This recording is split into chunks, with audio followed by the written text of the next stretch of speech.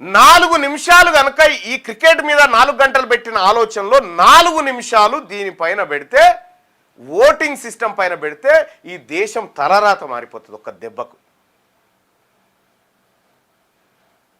4 నిమిషాలు. ఇక test match అయితే 5-6 రోజులు చూసేవాళ్ళు ఉంటారు ఒక్కొక్కరు, అది వేరే బ్యాచ్. 5 రోజులు అది వేరే బ్యాచ్ ఉంటుంది.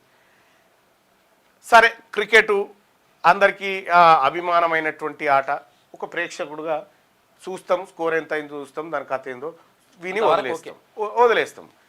ఇంకా అదే జీవితంగా చూసేటువంటి పరిస్థితులు ఏవైతే అంత పైకెక్కించుకున్నటువంటి పరిస్థితుల్లో నేను ఒకటి చెప్తా ఉన్నా, ఈ క్రికెట్ చూసేటువంటి సోదరులకు అభిమానులకు చెప్తా ఉన్నా, ఇందులో ఈ 4 గంటలలో 1% కేవలం 1% నువ్వు రాజకీయాల గురించి, అద్భుతమైన రాజకీయాల గురించి ఆలోచిస్తే నీ జీవితం మారిపోతుంది.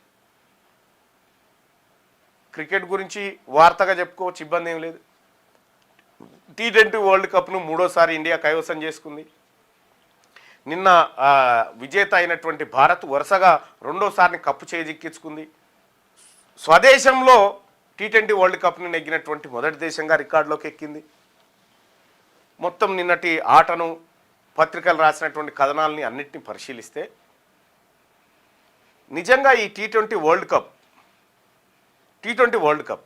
చాలామంది ప్రేక్షకులు, నేను కూడా ప్రేక్షకుడిగా నేను చెప్తా ఉన్నా, ఈ వరల్డ్ కప్ ఇండియాకు రావడానికి